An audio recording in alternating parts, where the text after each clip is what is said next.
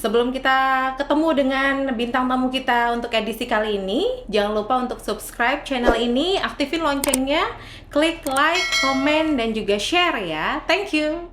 Nah Kak, kamu sekarang aktivitasnya juga selain di aktivitas keseharian kamu juga sekarang kamu punya YouTube channel juga kan? Yes, betul. Ini sampingan atau hobi juga kah? Atau men-challenge diri juga? Ini sebenarnya apa ya? Gara-gara COVID sih sebenarnya. Oh, Gara-gara COVID nggak ada Oke. kegiatan kan, udah daripada ini mendingan dia bikin kegiatan yang baru gitu segala macam. Sampai main TikTok juga sempat. Oh, Diajakin oke. anak kan, anak cewek sudah mulai beranjak dewasa. Dewasa. Ya. Cuman udah mulai hilang dulu kan Batavia Dancer juga kan. Nggak jadi nggak ini kayaknya lebih dulu tuh pernah banyak teman-teman, Bang gimana sih kalau bikin lagu yang baik, yang benar, yang ya jadi aku bilang kan ya aku pengen sharing aja sih, sharing ilmu sedikit ini gitu, siapa tahu bisa jadi manfaat untuk orang-orang atau teman-teman yang baru pengen bikin karya gitu. Makanya bikinlah akun YouTube yang ya konsepnya tuh ya lagu dadakan. Tapi itu konsepnya YouTube Memang belum channel ada, memang belum ada gitu. memang untuk konten bikin lagu dadakan gitu. Iya, bikin Bukan lagu ngeprank dadakan. kan? Enggak, tapi ada lagu yang tentang ngeprank juga ada. Oh, ada tentang ngeprank. Ada kamu marah-marah tentang prank juga ada Nah, kan? ada juga tuh. Ada sempat kan kalau nggak salah aku sempat tonton tuh, Iya. kamu Iya. sempat marah-marah. Kreatif boleh, bodoh jangan. Nah, itu tuh, Nah, itu yang itu. menarik tuh kalimat itu. Kenapa? Ya kita harus kreatif memang Yes. karena dunia kreatif tadilah yang masih bisa survive di tengah kondisi pandemi kayak sekarang. That's why itu banyak sekali public figure yang banting setir menjadi YouTuber. Oke. Ya apa namanya, artis-artis yang bikin konten YouTube juga. Ya kalau aku bilang sih mereka bukan aji mumpung ya, mereka memang punya kapasitas itu dan mereka punya banyak fans juga, ya itu memudahkan mereka gitu. Dan memang kita dituntut untuk bisa kreatif di tengah kondisi pandemi yang memang banyak orang akhirnya berkegiatan tuh di rumah dan hanya mengandalkan HP lah ya. Dari online aja. Jadi memang ya kreatifnya bukan hanya bikin lagu atau bikin konten saja, kreatif dalam jualan melalui online.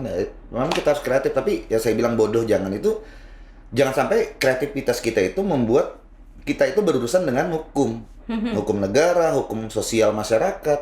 Itu juga nggak bagus kan, karena kita itu keluar tuh bukan atas diri kita pribadi. Kita di Indonesia ini kita keluar membawa keluarga, Tuh. membawa instansi kita, ya banyak yang kita bawa sebenarnya. Jadi ya harus kreatif boleh, tapi harus berpikir juga kira-kira konten yang tidak sampai bersinggungan, tidak sampai membuat kita bermasalah nantinya. Nah, tapi kalau dilihat lagi, tapi kan yang video-video prank ini menuai banyak viewers. Ya, YouTuber itu tuh kalau saya golongkan mungkin ada dua ya. YouTube yang memang karena passion, sama YouTube ya karena hanya sekedar mencari monetize. Oke. Ada beberapa YouTuber yang setiap hari dia selalu upload konten, upload video ya karena dia mengejar itu, Tapi ada juga beberapa YouTuber yang memang ya dia membuat dulu karyanya yang sampai dia layak untuk dia tampilkan, ya itu ada gitu. Ya ini kita ngomongin tentang YouTuber yang memang udah besar ya. Yes. Kalau kita masih YouTuber pemula memang wajib untuk memberikan konten sesering mungkin untuk melakukan engagement ke subscribernya gitu. Tapi kalau yang besar-besar tuh ya lihat aja bisa sehari 2 hari sudah bisa Upload lagi. Ya karena mereka mengejar. Orientasinya memang beda Iya, ya. gitu. Ada juga beberapa yang enggak nih, nanti dulu dia benar-benar matengin dulu. Ya tergantung orang sih. Nggak salah juga sih menjadi YouTuber yang punya passion, juga nggak salah. Menjadi YouTuber yang mencari monetis juga nggak salah. Kembali ke pribadi orangnya mau jadi apa gitu. Betul. Nah, terus punya kakak sendiri sementara bikin lagu dadakan. Itu nggak disetting? Nggak ada. Tanyain aja Karena yang kan diajakin ini. seorang Ahmad Dhani aja tuh nyiptain lagu dadakan tuh nggak gampang loh dia bilang. Kalau Ahmad Dhani beda kapasitasnya. Oh, beda kapasitasnya. Oke. Lagu yang aku bikin ini kan lagu yang sederhana, lagu yang yang mungkin sekali lewat saja gitu. Jadi ya memang itu kalau Ahmad Dhani kan beda deh. Ahmad Dhani atau musisi-musisi yang lain itu kan dia membuat lagu untuk dirilis. Nah, kalau aku ini kan bukan untuk dirilis, hanya untuk dinikmati. Ya kalau memang ada beberapa nanti yang layak untuk dirilis ya akan dirilis, diseriusin. Tapi kalau enggak ya ya untuk dinikmatin. Berarti bisa dong kita tembak dia untuk bikinin kita Jangan lagi ditembak mati dadakan. lah. Bisa ya? Boleh, Bikinin boleh. kita. Kebetulan kita belum punya jingle. Wih. Oh, iya. Dibikinin jingle apa gitu Siap, oleh seorang siap. Novi Umar gitu kan. Kita mendadak ini langsung minta dia untuk bikinkan di kita jingle. Oke. Oke. Siap. Butuh waktu berapa lama? Wis. Ya nggak apa-apa, mau Mau berapa? langsung? Langsung kita ada 3 hari gitar. lah ya. Gitu. Oh, katanya dadakan. Iya. Nah, pakai gitar itu? Boleh mau pakai Oke. gitar ini? Boleh. Boleh. Kita ambil dulu gitar. Salah. Nah, ini bukan musisi. Iya, emang bukan musisi, ketahuan kan? Ketahuan ambil, cara ngambil Ketahuan gitarnya. ambil, salah. Langsung di take? Mau langsung di-tag ya? Oh, nggak gini aja, nggak apa-apa. Saya dekat-dekat sini aja. Oh. Tentang apa nih? Kita mau ngangkat tentang apa? Tentang YouTube ya kita boleh. Oke, berikan tepuk tangan untuk Novi Umar. Hey. Project lagu dadakan kita kali ini judulnya adalah Project Dewi.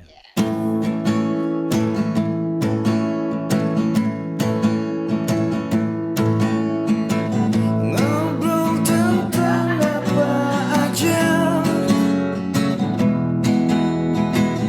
dengan tamu istimewa, berbagi satu cerita, siapa tahu ada manfaatnya. Oh, di Project Dewi, ya hanya di sini di Project Dewi, penuh inspirasi. Jangan lupa subscribe channel ini.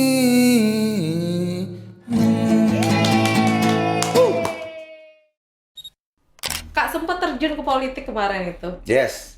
Kenapa tiba-tiba terpikir untuk terjun ke politik? Saya ini orangnya yang tidak pernah puas dalam melakukan sesuatu dan pengen melakukan banyak hal dalam hidup. Saya di musik, iya, sampai sekarang pun masih bermusik, tapi intensitasnya saya turunkan. Kenapa? Karena saya sudah merasa saya sudah meninggalkan legacy di industri musik Indonesia. Saya sudah meninggalkan beberapa karya yang mungkin akan bisa diingat orang sampai kapanpun. Sekarang di 2014 saya dari 2007 itu kan saya di musik sampai di 2007 itu yang di Sony ya. Di 2014 saya men-challenge diri kembali untuk di sepak bola. Oke. Bukan pemain sepak bola tapi manage klub Borneo FC. Jauh loh dari musik langsung masuk ke olahraga tuh. Karena memang saya suka bola juga. Oh, suka bola juga. Biar anak laki Salah satu kan. hobi. Oh iya. Biar Iya, dibilang bukti laki gitu kan. Gitu. Ya. Walaupun nama cewek. You. Iya. Apa namanya? Saya juga pengen gini. Jadi apa namanya? Kalau misalnya Borneo FC nanti, siapa tahu Insya Allah itu rezekinya ada bisa jadi juara Liga 1. Saya akan mengurangi lagi intensitas untuk men-challenge dirinya. Kayak sekarang juga saya sambil mengejar itu, sambil juga men-challenge diri dengan mengelola sebuah tempat usaha makan tadi kan. Itu men-challenge dalam diri saya. Nah kemarin politik, saya juga pengen men-challenge diri saya. Kalau misalnya saya bisa masuk ke situ, saya pengen berbuat ya di politik juga gitu. Apa yang mau kamu bawa dengan terjun ke politik itu? Apa yang Sebenarnya mau gini, kamu saya ini perjuangkan? termasuk orang yang kritis sebenarnya. Oke. Saya termasuk orang yang kritis, bahkan di sepak bola. Kalau misalnya boleh ditanya di PT Liga tuh di yang operator Liga 1, Borneo FC saat workshop, saat ada meeting pertemuan itu saya yang paling cerewet. Cerewetnya saya itu bukan apa, karena saya pengen liga kita ini dikemas dengan baik. Liga kita ini menjadi liga yang berkualitas, liga yang liga yang benar-benar bisa dinikmati secara profesional, secara industri gitu. Ya itu saya ini. Nah, saya bukan mengkritik asal mengkritik, saya akan memberikan solusi. Gimana kalau bikin kayak gini? Borneo udah melakukan sebenarnya. Setiap hari kita itu selalu mengupload konten apapun itu, saya bilang. Saya selalu di Borneo FC itu selalu ada berita apa saja. Ada kegiatan yang selalu bisa dinikmati oleh seluruh fansnya kami. Oke. Nah, Liga 1 juga harus bisa seperti bisa itu. gitu, Bikin mungkin apa kemasan-kemasan yang membuat liga kita ini lebih tergaung dengan ini. Saya sangat jadi bukan mengkritik asal mengkritik tapi tidak memberikan solusi. Itu juga nggak bagus. Saat kita mengkritik, kita juga harus memberi solusi. Aku gagal kemarin, beberapa teman yang jadi aku juga selalu mengkritik. Oh, oke. Ini dong, gini. Ya ini hanya tanggapan dari seorang Novi Umar sebagai warga masyarakat, salah satu warga masyarakat Samarinda. Saya punya ini gini. Gitu. Saya pikir orang itu harus dikritik sebenarnya. Termasuk saya juga kadang-kadang saya senang istri kritik saya, teman-teman ada, bikin gini kayaknya kurang deh lagu lah, misalnya lagu, kayaknya kurang deh. Tapi nggak apa-apa, itu buat kebaikan kan. Terus gagal? Kecewa nggak? Nggak, karena saya pengen, sebenarnya sih saya pengen ngelihat, benar gak, saya pengen membuktikan bahwa benar gak sih di politik di Indonesia itu sangat kacau. Masa sangat kacau tuh dari pemilihannya adalah kalau nggak ada duit lu nggak bakal dipilih. Gitu. Oh ternyata benar. Oh benar ya ternyata. Benar. Dan Anda membuktikannya ya? Membuktikan langsung. Jadi saya benar-benar, wallahi saya nggak ada membayar sepeser pun orang yang memilih saya. Tapi saya bangga saya mendapatkan 614 suara. Murni ya? Kan di Samarinda Ulu tuh 614 suara yang mungkin orang memilih saya itu karena mungkin kenal saya. Udah. Saya nggak ada yang bayangin, saya tuh sampai sosialisasi, saya kampanye itu door to door, saya datangin, dan saya nggak pernah, silakan ditanya aja mungkin ke dapil saya itu Samarinda Ulu. Novi Umar pernah datang dan Novi Umar nggak pernah bilang pilih saya, nggak pernah. Saya bilang kalau belum punya pilihan, mudah-mudahan saya bisa dipertimbangkan. Tapi kalau misalnya sudah ada pilihan, doain saya aja. Saya nggak pernah minta pilih saya nggak apa-apa. Kalau orang mau pilih saya silakan pilih, kalau enggak ya enggak. Mau lagi nggak? Nyalon lagi?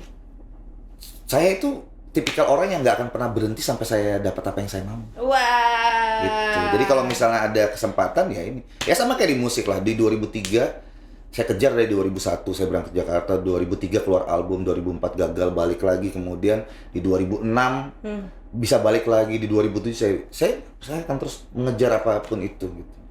Tapi kan jadi politikus itu sebenarnya image-nya tidak selalu bagus loh, Kak. Iya. Iya kan? Kalau kerja benar itu dimusuhin orang, ya kan? Lo kerja nggak benar alias korupsi, terus dimusuhin juga sama masyarakat. Lebih banyak ya, lebih banyak musuhin. Gitu. Iya. Tetap mau itu jadi politik. Apa ya? Ya itu memang itu yang terjadi ya. Itu yang terjadi di sistem politik. Sebenarnya gini, kenapa saya pengen maju juga kemarin? Karena kita dari sistem pemilihan udah salah. Salahnya di mana? Iya, kita memilih politisi yang bagi duit nih. Ya mohon maaf nih ya, bagi duit nih. Dia jangan lupa pilih saya. Nah, dia mengeluarkan biaya. Nah, begitu dia terpilih, dia pasti akan mengembalikan biayanya, biaya yang dia udah keluarkan. Dan itu sudah terjadi dari beberapa dekade, ya beberapa pemilihan ke belakang itu sudah terjadi. Dan itu sudah menjadi rahasia umum. Saya pernah datang ke satu tempat waktu kemarin sosialisasi. Dia bilang NPWP, nomor piro, wani piro. Jadi nomor berapa Pak? Baleni berapa Pak? Gitu. Saya bilang saya nggak ada. Nggak apa-apa. Berarti jadi bahwa memang harus pakai uang. Nah, kalau saya kemarin pakai uang, saya bilang, saya terpilih, otomatis saya akan mengeluarkan uang yang saya sudah keluarkan, mengembalikan uang saya sudah keluarkan. Bayangin aja ada 5 tahun tuh. Jadi sistemnya ternyata kalau saya mudah-mudahan saya salah, tapi kayaknya seperti ini sistemnya. Ini tahun pemilihan, dia akan hambur-hamburkan uang. Begitu dia terpilih, tahun pertama, tahun kedua, dia akan mengembalikan uang. Tahun ketiga, tahun keempat, dia akan mengumpulkan uang untuk menembak lagi di pemilihan berikutnya. Jadi akan seperti itu terus. Kenapa? Karena ya sistem sudah seperti itu. Ada juga mungkin beberapa yang murni karena memang dia tokoh masyarakat, murni memang karena masyarakat memilih dia karena baik. Tapi persentasenya kecil sekali. Ini kan idealisme seorang Novi Umar, tapi yakin nggak tergoda untuk korupsi? Saya nggak tahu, saya masih manusia kan, saya bukan malaikat. Tapi kalau saya tidak mengeluarkan uang untuk saya biaya politik saya, jadi saya tidak ada beban untuk mengembalikan uang saya yang keluar. Nice. Artinya kalau makanya saya bilang, kalaupun saya maju lagi, saya nggak akan, saya sama aja, mau gagal lagi nggak apa-apa. Tapi paling tidak saya pengen benar gitu. Minimal saya nggak akan tidak akan rakus untuk aku udah keluar sekian. Misalnya saya keluar kemarin 1 M untuk biaya kampanye supaya saya menang. Saya akan mengembalikan dulu 1 M ini. Tidak mungkin saya akan mengembalikan 1 M. Saya pasti akan menjadi serakah untuk bisa mengembalikan 1,5. 1,2 minimal atau 1,5, 2 M untuk saya pribadi kan itu. Jadi akan menjadi serakah saat kita sudah ini. Tapi kalau kita nggak ada keluar duit apa-apa, ya nothing tulus. Saya kemarin nggak gila-gila juga, saya nggak terpilih karena saya nggak keluar duit. Ada beberapa teman yang harus pusing, harus ini. Kenapa? Karena udah keluar sekian ratus juta tapi gagal. Ya saya bilang, ini cuma permainan sebenarnya. Yang jangan sampai juga kita terlalu jadi orang gila sih. Jadi santai aja walaupun nggak Santai terpilih aja, kemarin. santai. Jadi kalau Tapi tetap optimisme maju lagi ya. ya kalau ada kesempatan, ada rezeki, ada masih nikmat sehat, ada langkahnya ya maju lagi. Saya akan coba lagi. Kalau misalnya ada, tapi kalaupun nggak ada, ya kalau saya sih sebenarnya dulu selalu tanya kepada mama sih. Cuman karena mama nggak ada ya berarti tanya ke mertua atau ke istri. Kalau istri support ya akan maju lagi. Kalau nggak ya nggak. Aku lihat belakangan ini sering bikin penggalangan dana. Iya. Iya. Ada punya tujuan khusus kan? Atau Enggak, memang dari ada program aja? enggak sih, dari tahun 2004 itu begitu baru balik dari Jakarta, memang sudah apa ya? Mungkin waktu itu pertama kali yang galang dana pakai musik, band gitu, full band itu di pinggir jalan ya Conan DX waktu itu. Yes. Bencana tsunami kita sama teman-teman galang dana di Lampu pinggir merah jalan gitu. ya di Simpang 4 Tembuswana waktu itu. Jadi memang sudah tahun 2004 ya pengen ini aja sih, pengen apa yang kita bisa lakukan untuk bisa membantu orang lain kan akan lebih membuat hidup kita tuh ada manfaatnya gitu. Jadi bukan hanya sekedar hura-hura senang-senang tapi juga bisa bantuin orang dengan apa yang kita sukai. Nah, kemarin itu ada apa ya, kayak komunitas yang memang banyak teman-teman musisi di sana yang gabung bersama dengan Paman Doblang ya sebagai ketuanya. Di situ Paman Doblang yang memang saya sudah kenal dari tahun 2007, itu memang aktif sekali dan sosial sekali orangnya. Sampai sekarang pun beliau jadi supir ambulan di salah satu badan zakat gitu ya. Supir ambulan gratis itu, dan beliau juga sangat aktif untuk membantu sama, makanya mendirikan udah 4 tahun komunitas berbuat saja. Komunitas ya? Namanya tuh Kombes, komunitas berbuat saja, yang alhamdulillah sih sampai dengan 4 tahun itu kita sudah membantu orang-orang yang memang ya khususnya anak-anak yang memang tidak seberuntung kita. Jadi ya walaupun sudah 4 tahun ini ada 10 orang yang kita bantu itu yang memang sudah habis umurnya, tapi paling tidak kita tetap berusaha untuk memberikan yang terbaik untuk memang karena umur dan memang karena memang penyakitnya sudah mungkin lambat penanganan atau memang sudah karena memang garisan takdir ya. Tapi kita tetap harus pengen berbuat terus saja gitu. Nah, sekarang ini ada 13 orang anak yang kita bantu, ada yang kepalanya besar itu, terus ada yang kelumpuhan juga ya, hidrosefalus, terus kemudian juga kelumpuhan, dan ada 13 orang anak yang kita bantu itu per bulannya itu Rp500.000. Jadi kita dulu kita sebelum pandemi ngamennya di Stadion Sempaja ya, setiap pagi, Minggu pagi. Karena pandemi itu belum dibuka, jadi kita ngamennya di beberapa tempat. Berpindah-pindah.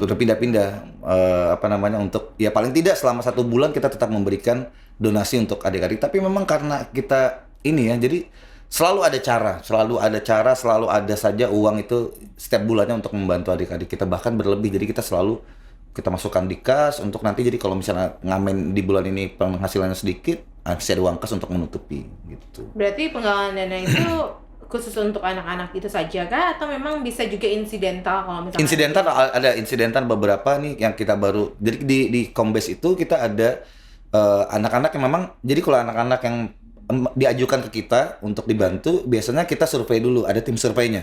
Oh, jadi tidak sembarangan dibantu gitu. Iya, jadi tim surveinya, atau kadang-kadang Paman Doblang lagi ada tugas menjemput pasien gitu untuk diantar ke rumah sakit. Nah, biasa ditanyain dulu gini-gini. Nah, habis itu nanti Paman laporan ke bagian survei kita, ada Mbak Uti sama Mbak Kusnul itu. Jadi mereka yang akan mensurvei, ditanyain ke keluarganya seperti apa, dilihat langsung keadaan rumah, keadaan si anak. Ya, layak atau tidaknya. Ya, dan ini kalau layak dibantu ya kita akan membantu dan memasukkannya menjadi anak asuh kita gitu. Okay. Jadi di selain ada yang memang menderita kelumpuhan jadi sebenarnya yang kita bantu itu biasanya mereka pergunakan untuk yang kayak kelumpuhan apa segala macam itu untuk membeli Pampers ya. Karena memang kalau untuk pengobatan pemerintah sudah menanggung ya dari melalui BPJS dan lain-lain, Untuk tapi kebutuhan sehari-hari. sehari-hari. Nah, orang tua itu rata-rata mereka keluhannya adalah kalau makan alhamdulillah kami ini masih bisa kasih makan.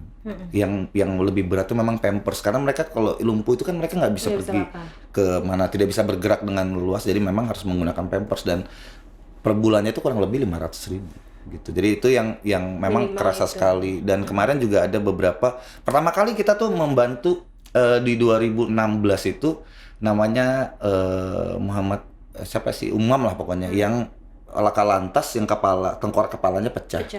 Dan itu anak dari di mana ya, di Muara Badak atau apa gitu, Muara Kaman gitu. Nah jadi akhirnya kita survei ke sana, kebetulan paman yang ngantar dia ke rumahnya, dan akhirnya alhamdulillah masih punya umur walaupun harus beraktivitas hanya dengan bagian tubuh sebelah kiri, sebelah kanan. Tapi sebelah tetap kanan ya bisa. ya tetap kita bantu. Terus ada si Muhammad Yusuf yang kita dia sejak lahir tidak punya kaki sebelah kirinya, jadi kita bikinkan kaki palsu. Dia begitu dapat kaki palsu pertama kali kita serahkan udah dipakai main bola, akhirnya retak, lagi kita bikinkan lagi yang baru. Sampai dengan sekarang udah ada. Jadi ada juga yang yatim tapi dia punya prestasi, dia hanya hidup dengan ibunya yang memang serabutan. Ya kita bagaimana dia tetap bisa bersekolah, mengejar mimpi. Nah targetnya kami itu pengen punya rumah singgah. Dulu kita targetnya pengen punya ambulan. Alhamdulillah kita sudah dapat ambulan.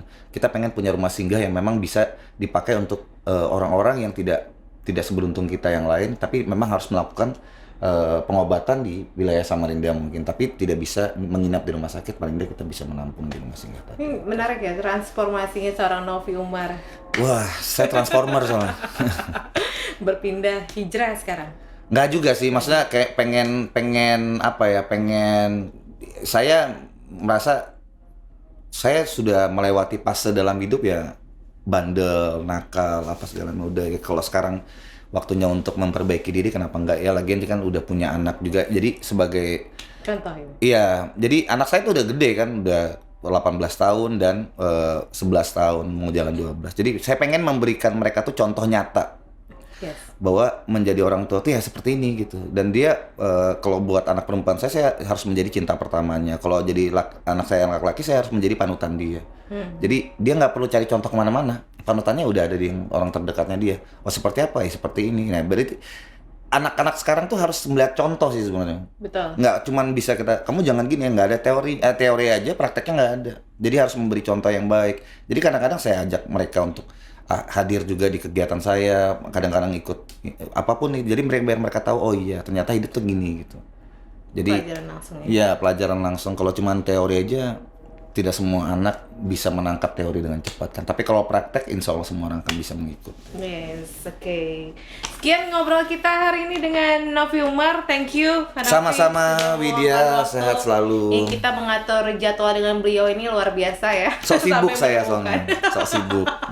Tapi thanks sudah berbagi dengan teman-teman di Project Dewe Channel ini. Yes. Semoga obrolan kita dengan Kak Novi hari ini bisa menginspirasi dan memberikan manfaat untuk yang menonton YouTube channel ini ya. Pokoknya jangan lupa untuk di subscribe, di likes, di komen juga. Kira-kira kamu mau Project DW ngundang siapa lagi berikutnya Boleh, ya. boleh. Kemudian share ke teman-teman kalian semua biar video ini bisa siapa tahu menjadi ya dia bilang tadi menjadi manfaat untuk orang lain juga. Oke. Saya Darius pamit. Gantengan Oh kayaknya. iya. Kalau kita ya. Oke, thank you Kak Novi. Ya, oke. Oke, thank you untuk kalian yang sudah menonton YouTube channel edisi kali ini. Semoga bisa memberikan manfaat dan ketemu lagi kita di edisi-edisi selanjutnya dengan bintang tamu yang nongol nanti siapa. Dan pastinya juga dengan topik yang berbeda-beda, yang asik pastinya bisa memberikan manfaat untuk kalian semua yang menonton YouTube channel ini. Thank you, bye-bye. Siapa